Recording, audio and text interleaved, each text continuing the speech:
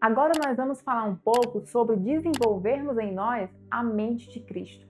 Em Filipenses capítulo 2, no versículo 5 diz que haja em vós o mesmo sentimento que houve em Cristo Jesus. E eu quero trocar essa palavra sentimento pela palavra pensamento. Porque nós precisamos olhar para Cristo quando estivermos meditando na palavra e falando sobre a nossa mente e vermos assim qual era o comportamento que Jesus tinha diante de determinadas situações. Para quê? Para que em nós também nós possamos desenvolver essa mentalidade, a mentalidade do nosso Senhor e Salvador Jesus Cristo. Se você prestar atenção, Jesus não respondia às coisas que lhe aconteciam de forma natural. Pelo contrário, Jesus respondia de acordo com o conhecimento da palavra da verdade. Quando o diabo tentou Jesus dizendo assim, olha, transforma essas pedras em pães e te darei todas as coisas. O que é que Jesus responde? Jesus responde, nem só de pão viverá o homem, mas de toda palavra que sai da boca de Deus. Jesus foi tentado pelo diabo, pela palavra de Deus, mas uma palavra distorcida, certo? E Jesus responde com a palavra da verdade, a palavra de Deus em sua essência. E por que pela palavra de Deus de forma distorcida? Isso é possível? A palavra de Deus diz que um pouco de fermento leveda toda a massa. Pessoas como eu e você somos capazes de pegar a palavra de Deus, ler aquele texto bíblico e dar uma interpretação de acordo com o nosso ponto de vista, que não é o ponto de vista da verdade, mas Jesus, ele responde com o ponto de vista da palavra da verdade. Então, nós precisamos entender que termos o conhecimento da palavra da verdade faz com que nós venhamos desenvolver a mentalidade de Cristo, a mentalidade de quem responde de acordo com a palavra de Deus. E nós precisamos desse conhecimento para poder guerrearmos as nossas guerras. A palavra de Deus, no livro de Provérbios, no capítulo 23, versículo 7, diz que assim como o homem pensa, o homem é. Olha como isso é poderoso. O nosso pensamento tem a capacidade de fazer com que nós venhamos nos tornar aquilo que pensamos. Foi o que nós falamos com muita clareza no módulo anterior, que os nossos pensamentos, eles se transformam em palavras, as palavras em ações, as ações trazem para nós um resultado na nossa vida. E nós também aprendemos que devemos não pensar menos de si mesmo, mas pensar menos em si mesmo. E a primeira coisa que eu quero quebrar aqui com você hoje é o seu preconceito, quando eu dizer para você que se você pensa dessa forma, você tem um pensamento medíocre. A palavra medíocre não é uma palavra de baixo calão. Ela significa a palavra das pessoas que vivem de modo mediano. Ou seja, pessoas que se contentam com pouca coisa. Se você está aqui nessa aula, assistindo essa mentoria, participando da nossa comunidade, e você está se contentando apenas com esse conteúdo, você está vivendo na média das pessoas que estão dentro dessa comunidade. Porque essa comunidade é apenas para lhe despertar a viver de forma mais profunda e mais intensa o seu relacionamento com Deus, para fazer você mergulhar nas Escrituras e buscar a transformação genuína. E essa transformação parte da transformação da mentalidade. Quando você começa a mudar a sua mente, você vai forjando o seu caráter, você vai mudando coisas que muitas pessoas duvidaram que você um dia podia mudar. Só que você saiu da média, você buscou mais profundo. Quando a gente fala aqui, olha, lá em Filipenses capítulo 2, versículo 5, você não se contenta só comigo dizendo isso. Você pega a sua Bíblia, você vai ler, você vai pedir ao Espírito Santo que fale com você e traga revelação daquilo que está sendo ministrado aqui. Para quê? Para que você possa crescer em graça e em conhecimento da palavra de Deus. Mas traduzindo um pouco do que está escrito em Provérbios capítulo 23, versículo 7, que diz que o homem é aquilo que ele pensa que é a mesma coisa de nós dizermos assim, o homem vai até onde a mente do homem vai. Você persegue aquilo que passou a existir primeiramente na sua mente.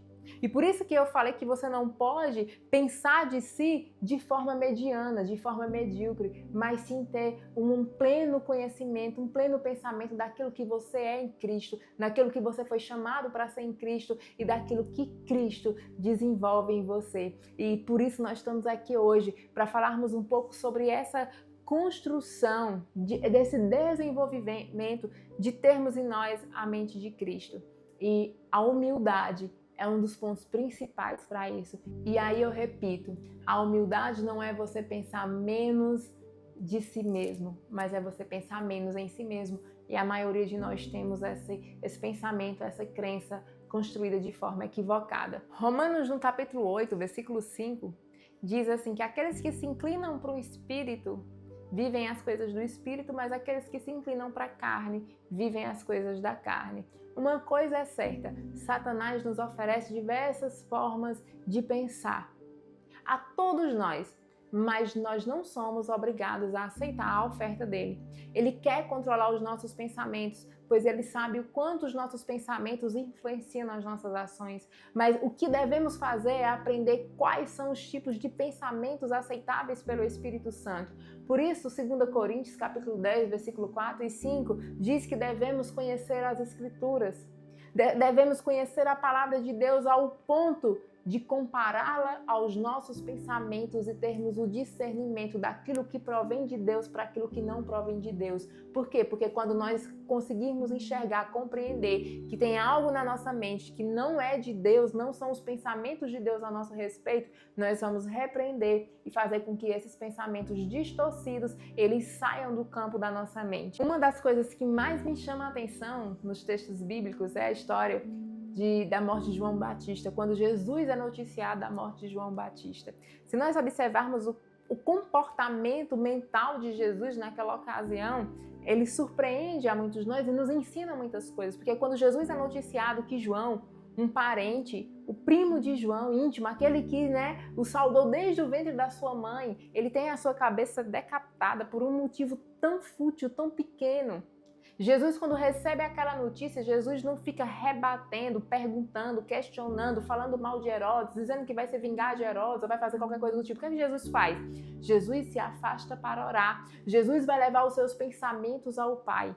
E isso é algo poderoso que nós temos que aprender. Quando algo ocorrer na nossa vida que não seja de acordo com aquilo que nós gostaríamos, que seja algo que pode nos contrariar, que pode gerar um mal, um ruim sentimento. Pense comigo, você agora.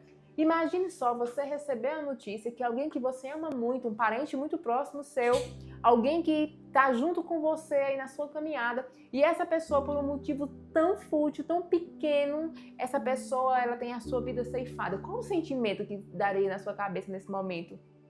Eu acho que normalmente em mim e você vem uma raiva, um desejo por fazer algo por causa disso. Mas aí Jesus vai nos ensinar. E Jesus se afasta e leva o pensamento ao Pai. E mostra, porque eu acredito no meu espírito, isso não está escrito na palavra, é minha santa imaginação, que naquele momento Jesus foi conversar com Deus, com o Pai, e dizer: Pai, olha o que aconteceu com João, uma injustiça, sabe? Não precisava ele ter tirado a vida dele, perdido a vida dele dessa forma. Eu sei que tem outras linhas teológicas que dizem que é porque João continuou um ministério que não devia ter continuado, mas eu não quero entrar no mérito disso.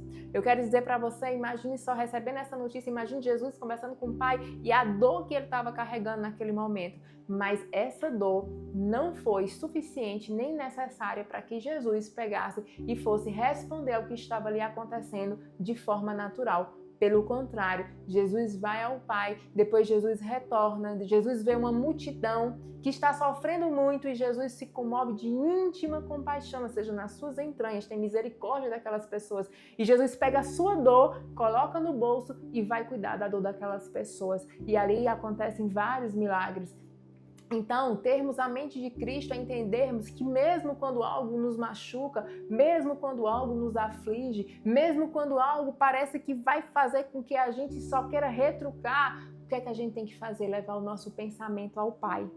Levar e pedir a Ele: Senhor, acalma meu coração, acalma minha mente, me dá aquilo que é correto para que eu tome a minha próxima atitude, para que eu possa decidir.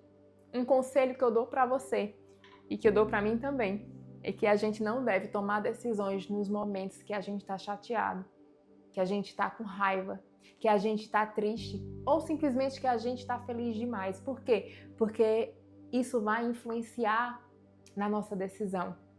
Quando a gente está com raiva que decide, quando a gente está triste decide, quando a gente está feliz demais e decide, essa decisão nem sempre pode ser uma decisão assertiva.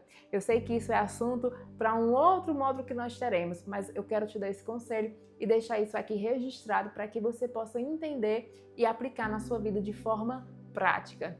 Outro ponto importante que a gente aprende com Jesus nessa situação, né, da notícia que ele recebe sobre a morte de João Batista, é a forma da sabedoria de Jesus para lidar com aquilo. Nós precisamos entender que ser sábio é temer a Deus. Lá em Provérbios, capítulo 1, está escrito que o temor do Senhor é o princípio da sabedoria. Sabedoria você não vai aprender aqui assistindo essas aulas. Sabedoria você não assiste em uma sala de aula, não assiste em um culto ou numa missa. Sabedoria você não aprende dessa forma. Sabedoria você só aprende tendo intimidade com Deus. Por isso que Jesus se afasta para ter com o Pai, levar seus pensamentos ao Pai, porque a sabedoria é o que faz a gente tomar nossas decisões da forma correta. E sabedoria, em primeiro lugar, temer ao Senhor. O temor do Senhor é o princípio da sabedoria. E a palavra de Deus diz que uma das características da sabedoria é abominar a contenda, a briga, o falar mal do outro, sabe? Se você ler Provérbios, você vai encontrar um texto que agora não vem à minha memória, mas diz assim, olha, o temor do Senhor é. E aí ela vai dizer o que é esse temor do Senhor? Para quê? Para que a gente, vivendo dessa forma, nós possamos alcançar a sabedoria. Porque a sabedoria, ela vem de um relacionamento com Deus. Por isso que a decisão de Jesus é uma decisão sábia. A decisão de colocar a sua dor no bolso e ali entrar com misericórdia em favor do outro. E às vezes, no calor do momento, no calor da emoção, nós somos deixados levar pelos maus pensamentos que vêm à nossa mente, pelo desejo da vingança, pelo desejo de falar mal do outro, de rebaixar o outro, porque o outro pisou no meu pé, o outro pisou no meu calo, no meu sapato. E é isso que acontece muitas vezes e nós precisamos ter muito cuidado com a nossa mente. Lembre-se, tudo aquilo que nós alimentamos em nossa vida tende a se desenvolver. Se nós alimentarmos pensamentos negativos, a negatividade ela vai tomar conta da nossa vida e do nosso coração. Então nós precisamos ter a mente de Cristo, e essa mente de Cristo é uma mente que está focada na eternidade, nas coisas que são eternas, não são nas coisas que são passageiras, sabe? Então nós precisamos entender aquilo que Jesus nos pede, que se os nossos olhos forem bons, todo o nosso corpo terá luz. Nós precisamos enxergar o mundo à nossa volta, a nós e aos outros, com os olhos da bondade. Porque ele diz, se os teus olhos forem bons, todo o teu corpo terá luz.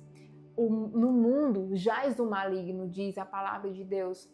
Existe muito caos no mundo, mas nós não podemos enxergar o mundo a partir do caos do mundo. Nós temos que enxergar o mundo a partir daquilo que Jesus nos pede. E ele diz que a nossa luz tem que resplandecer, que quando a luz da gente resplandece no meio das trevas, as trevas elas são dissipadas. Então, a nossa mente, os nossos olhos, que são a janela da nossa mente, muitas vezes, elas precisam enxergar o mundo de um ângulo onde Jesus também enxergaria. Por isso que é importante ter um filme que diz em seus passos o que faria Jesus, né? Às vezes a gente precisa aplicar isso. Gente, se Jesus estivesse nessa situação que eu estou passando, qual seria a atitude dele? Se alguém fizesse isso com Jesus, se alguém traísse Jesus, se alguém duvidasse de Jesus, o que Jesus faria? O que Jesus faria com Judas? Ou fez com Judas?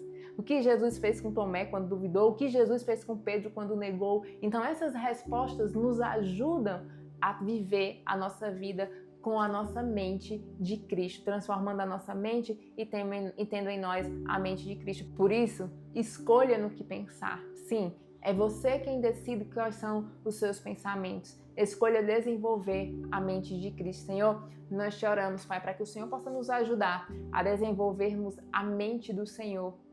A mente que o Senhor deseja, para que nós possamos olhar a vida e as circunstâncias da vida, Senhor Jesus, com os olhos do bem, com os olhos daquilo que é bom e daquilo que te agrada. Em nome do Senhor Jesus, nos ajude, abra os nossos olhos espirituais e nos capacite a desenvolvermos em nós a mente do Senhor. Até o próximo, que o Senhor nos abençoe.